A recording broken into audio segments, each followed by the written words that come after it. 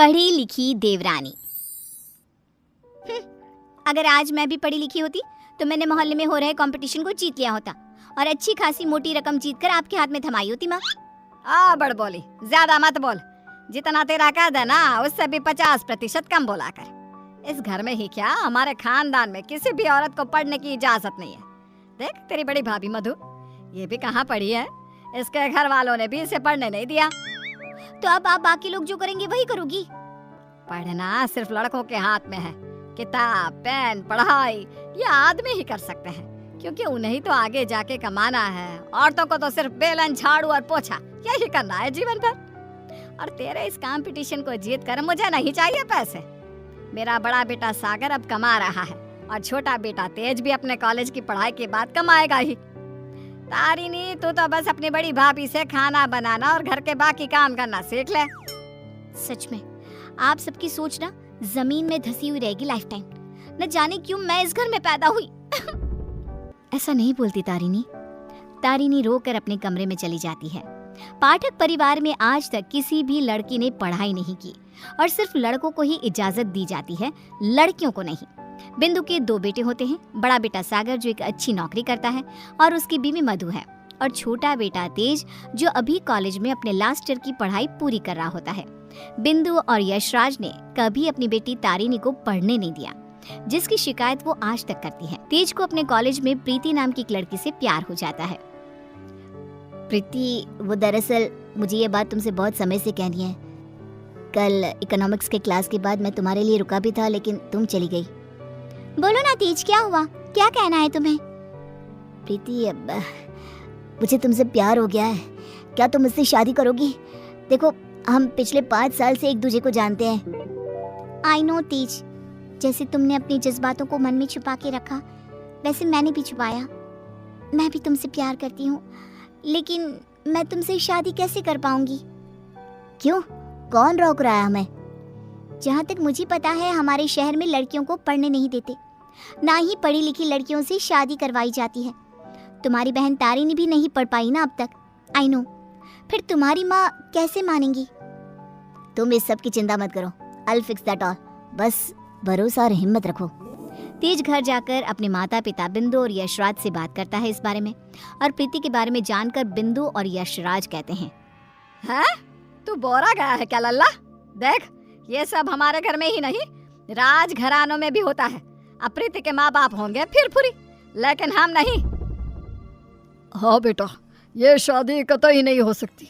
शादी में लड़का आगे और लड़की पीछे होती है। वैसे ही जीवन में भी पत्नी पति से एक कदम पीछे ही होनी चाहिए। ठीक है, अगर आप लोगों को ये सही लगता है तो मैं भी वही करूंगा जो मुझे सही लगता है। अब आप सब मेरा मरा हुआ मुंह ही देखोगे। गंगा जल तैयार रखिएगा।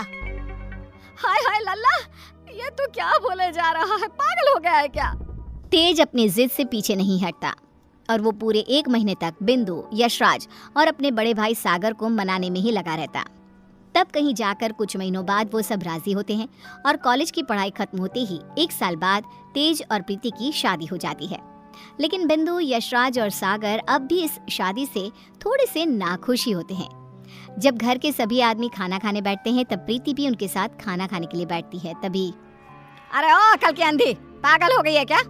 अरे माना कि तुम एक पढ़ी लिखी लड़की हो, लेकिन इसका मतलब ये तो नहीं ना कि घर के और ससुराल के तौर तरीकों का पालन भी ना किया जाए।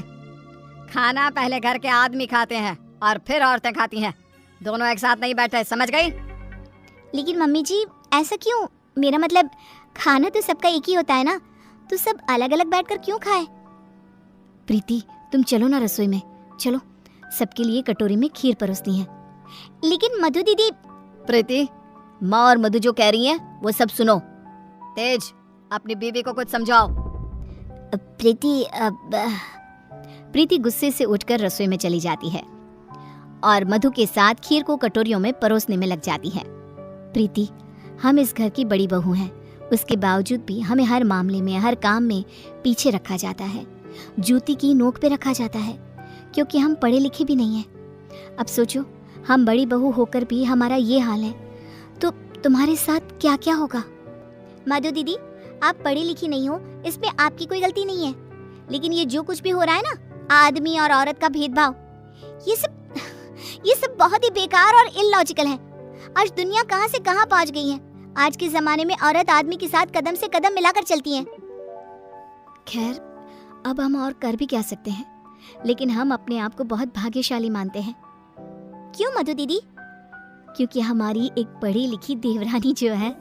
हाँ, आपको पता है मधु दीदी, आप ना बहुत क्यूट हो, आपको किसी की नजर ना लगे। जब सभी हॉल में एकत्रित होते हैं तभी बिना घूंघट ओढ़े प्रीति को देखकर, प्रीति बहू, अब क्या तुम्हारे लिए दीवार पर बड़े अक्षरों में इस घर के तौर तरीके लिखवा दिए जाए हैं? अब क्या किया मैंने? आप हमेशा राशन पानी लेकर क्यों चढ़ जाती हो मुझ पर मम्मी जी? I just don't understand. Preeti बहू, आज तुम बगैर घूंघट के दिख गई हो। आइंदा से अगर ऐसा बिना घूंघट के दिखी ना तो मुझसे बुरा कोई नहीं होगा। मधु बहू को देखो, सोते समय भी घूंघट ओढ़े ही सोती है, नींद में भी ये हमारे आदेशों का पालन करती है। एक और बात कान खोल कर सुन लो, आइंदा से बड़ों से और अपने इर्द गिर्द के आदमियों से इतनी बदतमीजी से बात नहीं करना, और इस घर की 4 दीवारों में सिर्फ और सिर्फ सरल हिंदी भाषा का ही प्रयोग होगा। अंग्रेजी भाषा नहीं गूंजनी चाहिए। तेज, अपनी धर्मपत्नी को समझा कर रख। प्रीति निराश हो जाती है और अपने कमरे में चली जाती है। रात में वो तेज से कहती है, तेज, ये सब क्या हो रहा है? तुम्हारे घर वाले इतने पागल कैसे हो सकते हैं? अगर मुझे ये अंदर की बातें पता होती ना तो मैं कभी तुमसे शादी नहीं करती। I married you just because तुमने कहा कि तुम्हारे घर वालों को मुझसे कोई ऑब्जेक्शन नहीं है। हाँ, तो वही हुआ ना। वो कुछ बोले क्या तुम्हारी पढ़ाई लिखाई पर? अब बाकी कुछ रूल्स रेगुलेशंस है घर की लड़कियों और बहुओं के लिए, अब उन्हें तो फॉलो करना ही होगा ना। आई नो वो थोड़े बहुत गलत है, लेकिन अब हम और कर भी क्या सकते हैं। एक दिन जब यशराज दूध वाले का हिसाब कर रहा होता है तभी ये 3 हफ्ते जुलाई महीने के और 2 हफ्ते अगस्त के, तो कुल मिलाकर पूरे हुए। अरे बिंदु, जरा हमारे ड्रॉअर में से कैलकुलेटर तो लेकर आना। जी अभी लाती हूँ। बिंदु कैलकुलेटर लाती है और तभी प्रीति भी वहाँ आती है और यशराज को हिसाब करते देखती है। ओफो, ये कैलकुलेटर चल क्यों नहीं रहा? अब मैं हिसाब कैसे करूँगा? 5 हफ्तों का हिसाब मिलाया जाए तो बनते हैं 680 रुपए, क्योंकि हमने 3 रविवार और 4 मंगलवार को दूध नहीं लिया था रघु भैया से, तो उस हिसाब से यही हिसाब बनता है। मैंने अपने माइंड में ही 1 मिनट में कैलकुलेट कर दिया। तुझे 1000 बार कहा है ना रसोई में ही रहा कर। अरे आदमियों के काम में क्यों हर बार अपनी टांग अड़ाने आ जाती है? आइंदा से ये हिसाब किताब वाले काम में तो बिल्कुल भी ध्यान नहीं देगी। चल दफा हो यहाँ से अब। न जाने कौन सी घड़ी थी वो जब तेज को इससे प्यार हुआ। बेवकूफ है हमारा बेटा। इस तरह फिर से प्रीति को चुप कराकर रसोई में भेज दिया जाता है। कुछ दिनों बाद प्रीति जब बाजार से घर लौटती है तब वो घर पर सबको मधु पर चिल्लाते हुए देखती है और मधु बेचारी फूट फूट कर रोई जा रही थी। सब तुम्हारी गलती है, तुम्हारी वजह से ही मैं बाप नहीं बन सकता कभी। पता नहीं क्यों आई तुम मेरी जिंदगी में। पनौती हो तुम, पनौती। लेकिन सागर जी, डॉक्टर साहब ने कहा है कि आपके अंदर कुछ मेडिकल इश्यूज है जिसकी वजह से आप कभी बाप नहीं बन पाएंगे। अब इसमें हमारी क्या गलती है? ओए मधु, ज्यादा ऊंची आवाज से बात मत कर। वही तो। प्रीति से अपना गुस्सा कंट्रोल नहीं किया जाता और वो तुरंत अंदर आकर चिल्लाती है, बस, आप सबको ये क्या हो गया है? जब डॉक्टर ने कहा है कि कमी सागर भैया में है तो मधु दीदी को क्यों सुनाना? वो क्यों सहे? सारे ताने, सारी डांट, सारी गलती मधु दीदी की कैसे हो गई? ए मास्टरनी, तो चुप ही रहा कर। वो कहते हैं ना, एक गंदी मछली पूरे तालाब को और बाकी मछलियों को खराब कर देती है। तू ना वैसी ही है।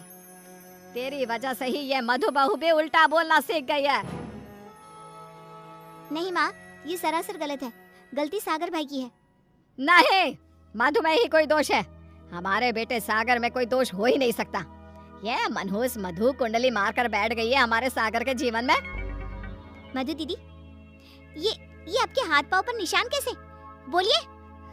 सागर जी ने हमें बहुत मारा प्रीति, हमें बचाओ इन सब से, ये सब बहुत बुरे हैं। मधु प्रीति के गले से लिपटकर रोए जा रही थी।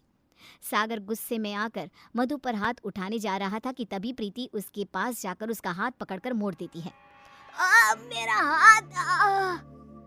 एक आदमी अगर गुस्से में शैतान बन जाए तो एक औरत क्रोध में काली का रूप धारण कर लेती है।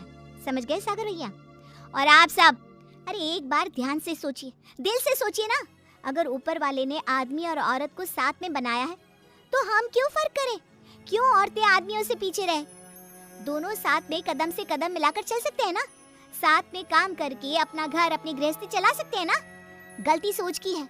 अगर सोच बदलोगे तो ही बदलाव आएगा, वरना जमीन में ही धंस के रह जाओगे। उतने में तेज अपने साथ पुलिस अफसर्स को लेकर आता है। सागर भाई, आप मेरे बड़े भाई हो, लेकिन आज जो मुझे आपके बारे में पता चला, कैसे आप मधु भाभी को मारते हो, उन पर अत्याचार करते हो, इसके बाद से आप मेरे कोई नहीं।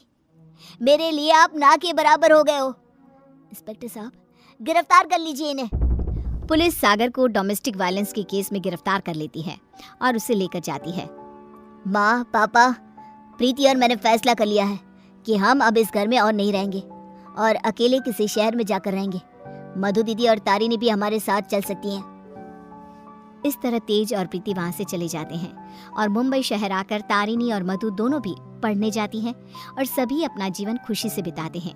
वहीं बिंदु और यशराज, जिन्हें तेज हर महीने पैसे और खत भेजता है, वो दोनों अपने बच्चों की याद में रोते रहते हैं और उनकी खतों को ही पढ़ते रह जाते हैं।